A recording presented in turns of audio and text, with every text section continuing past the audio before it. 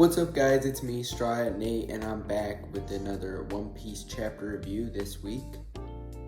This week we got chapter 1118 of One Piece titled Being Free.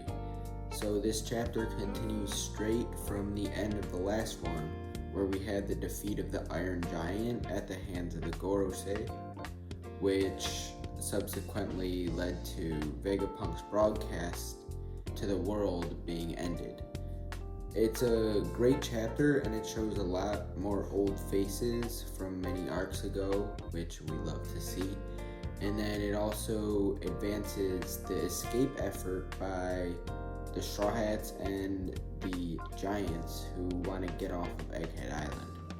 The big thing at the end though, Bonney realizes her potential to be free, just like Luffy is in his sun god form. So she imitates him by becoming a sun god, using her own devil fruit powers. So if you want to hear more about the implications of this wacky moment, stay to the end of this video and I'll talk more about it.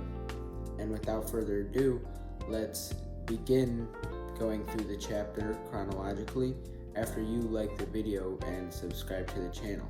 So the cover this week is simply another addition to the Yamato cover series, and this time she is finally embarking on her journey, leaving the flower capital while people cheer on from behind. So it's a pretty cute scene to start it all out.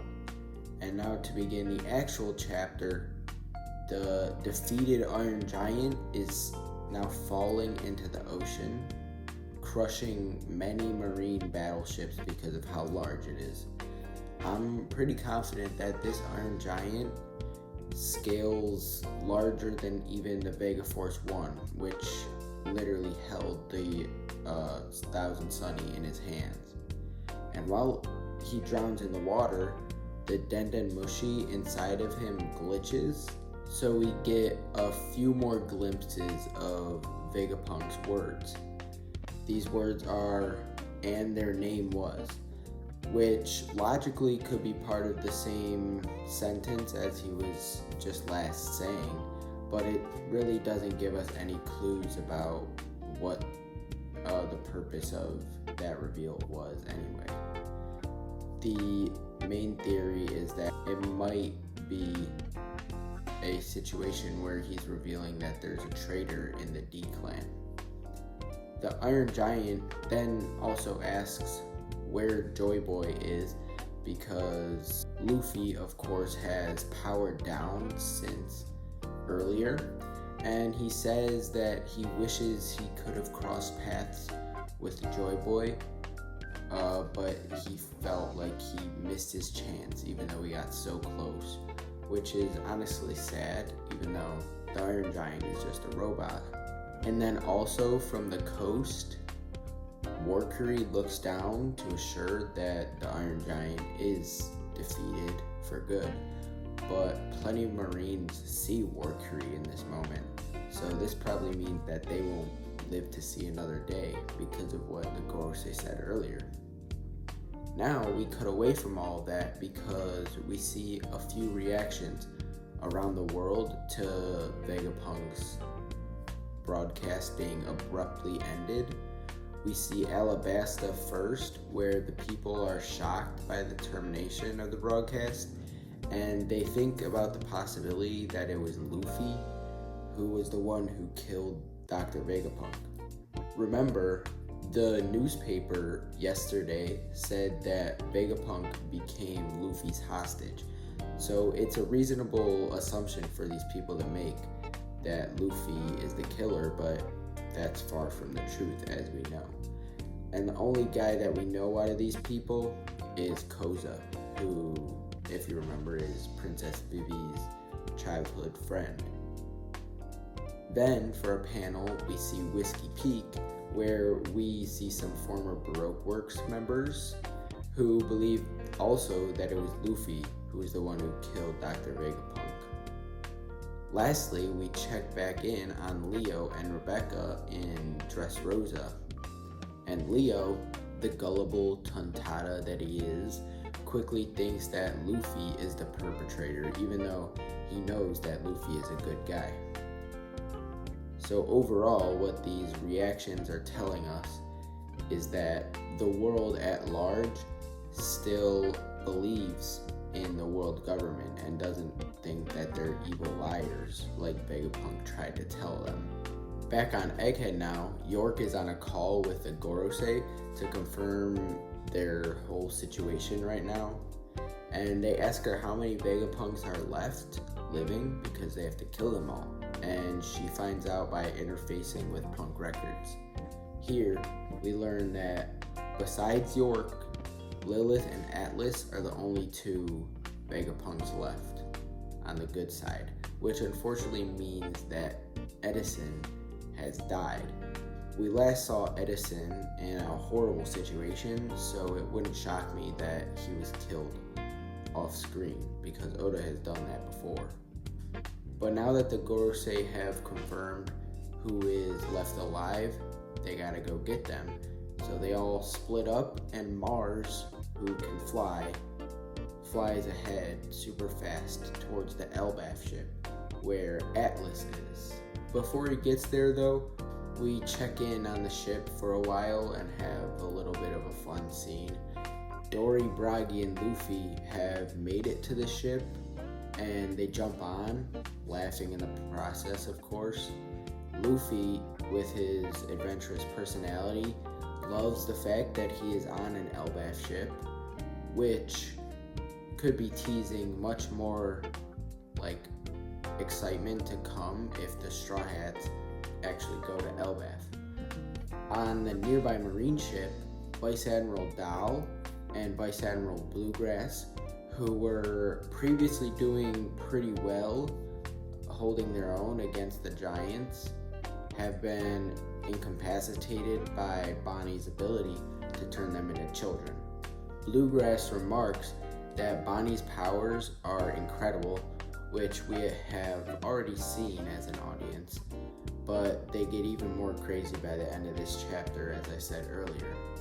On the Elbaf ship, once again, Luffy reunites with Oimo and Kashi for the first time since Eni's lobby, and Sanji calls up the other Straw Hats up in the Labo phase who are trying to get the Thousand Sunny down. Nami tells Sanji that they'll be able to launch safely because of Edison's bravery, but they might just need some help landing. And Sanji says that the women are his priority, which he always says in situations like this. So I think the Straw Hats up top will be able to land safely. Then Sanji gets distracted because he sees an inbound Saint Mars flying towards the ship.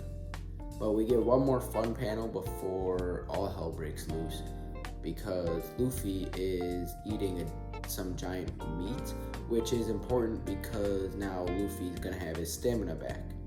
But now Mars is here and he shoots fire at the ship. Some of the giants, who we learn their names, Bjorn and Sig, stop the fire, but they themselves get set ablaze, so it just becomes really chaotic.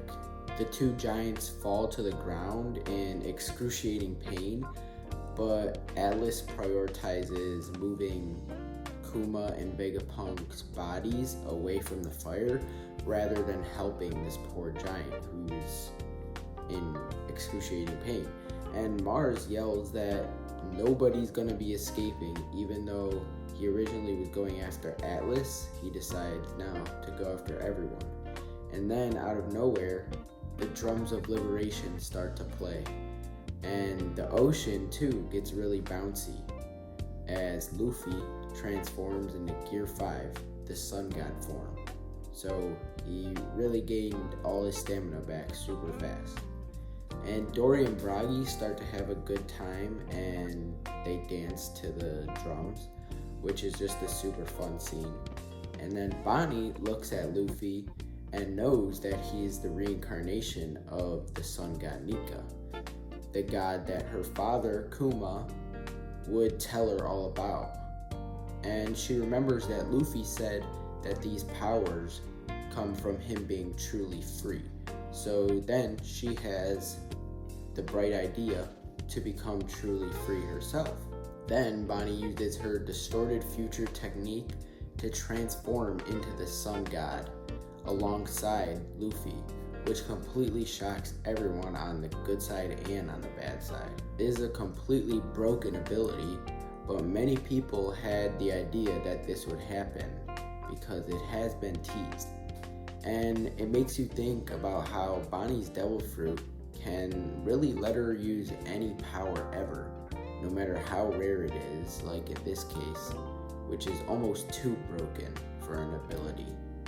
And it would be even more crazy if she were to give other people this power, the sun god power as well, because that is something that she has done before too.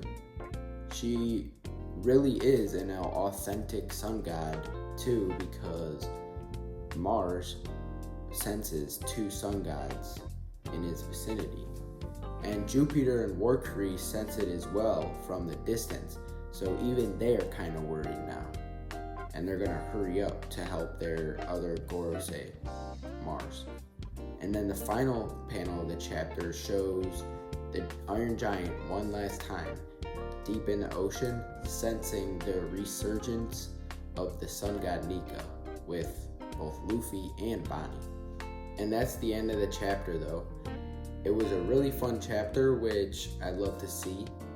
The entire second half was a roller coaster to read because you could really feel the joy that was brought to the battle by Luffy transforming into Joy Boy.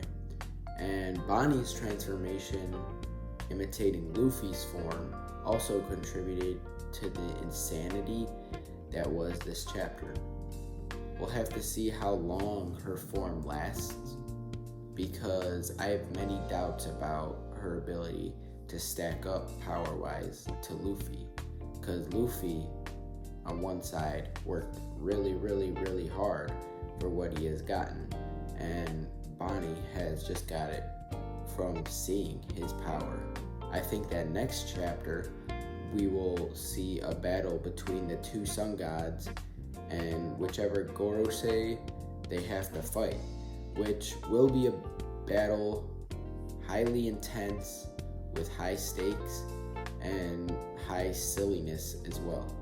And we only have to wait just a little for this next chapter because we thankfully have been blessed with no break week, and I'll be back next week to make a video about this next chapter. So if you made it all the way to the end of this video, thanks for watching. Like and subscribe to show your support, and I'll see you in the next one. Bye.